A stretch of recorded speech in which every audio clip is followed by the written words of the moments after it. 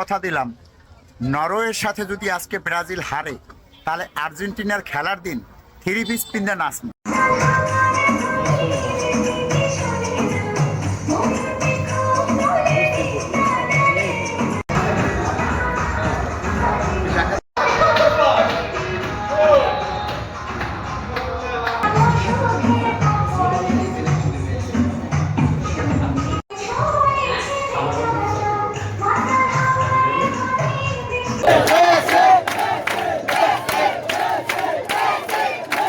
আমি মনে প্রাণে হচ্ছে ব্রাজিলের সাপোর্টার।